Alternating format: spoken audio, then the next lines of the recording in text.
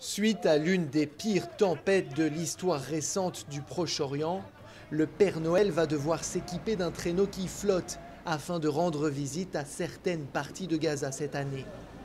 C'est ce que racontent les membres de cette ONG chrétienne. Ils viennent en aide aux enfants malades qui sont coincés chez eux.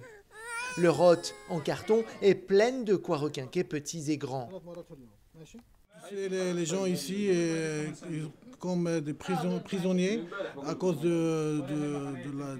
neige et de la pluie.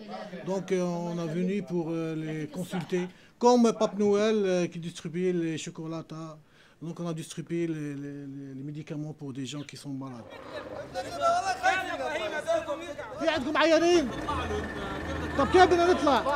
Le niveau de l'eau atteint jusqu'à 2 mètres par endroit dans ce quartier. Des milliers de personnes se retrouvent coincées chez elles, sans électricité, sans chauffage, avec peu de nourriture et pas d'eau potable. Des milliers d'autres ont dû être évacués vers des écoles où ils logent désormais. Issa, Jésus en arabe, s'occupe des plus démunis.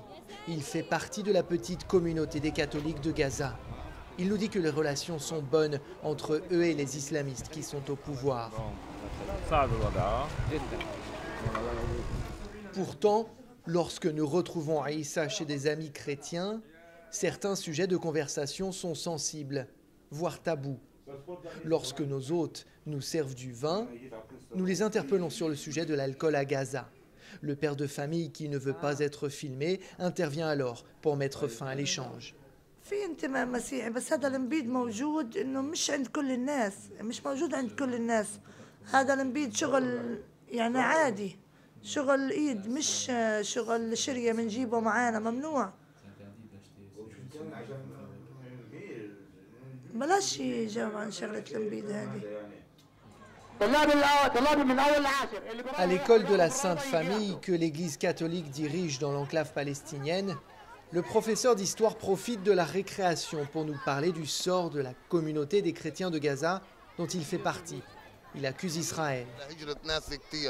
والناس الموجودين قليلين لانه ضلينا في ظل الحصار والاوضاع المعيشيه وكثير ناس ما قدرتش تتحمل فسافرت برا لتحسن اوضاعها المعيشيه وعشان اسرها واولادها.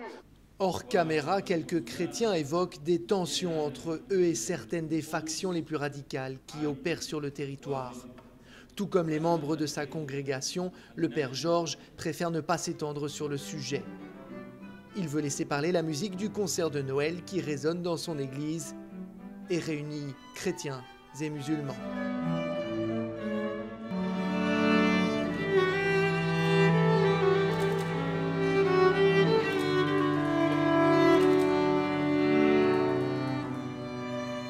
Selon le père Georges, il reste environ 180 catholiques et quelques 1200 chrétiens orthodoxes à Gaza. Le territoire compte près d'1,7 million d'habitants.